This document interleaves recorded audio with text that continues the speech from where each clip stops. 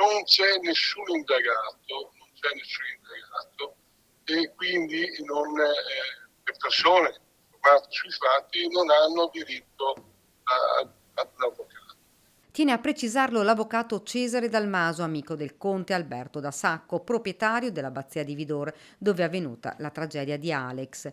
Il legale ripercorre quel terribile giorno, quando il 25enne di Marcone si è allontanato e poi è scomparso. Il conte stava dormendo, quando alle 6 del mattino è stato svegliato perché il ragazzo era svanito nel nulla ed è stato proprio lui a chiamare i carabinieri. È il primo che pretende sia fatta chiarezza per il buon nome della famiglia, ma anche per la sua proprietà, per dove vive. È il primo che vuole avere delle risposte.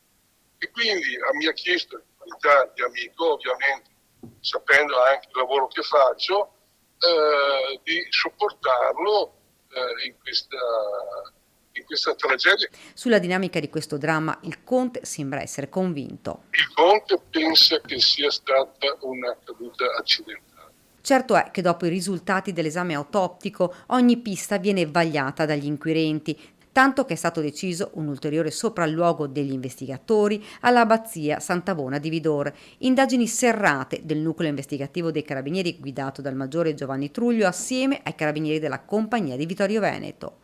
Quanto alla presenza di telecamere. C'è una telecamera? Ci sono... No. Le telecamere risultano in centro a Vidor. Quindi nell'abbazia e fuori dall'abbazia non ci sono telecamere? Vero. Su questi eventi organizzati all'abbazia l'avvocato Dalmaso spiega. Era un evento che era stato organizzato in occasione della venuta in Italia di questo famosissimo curandero.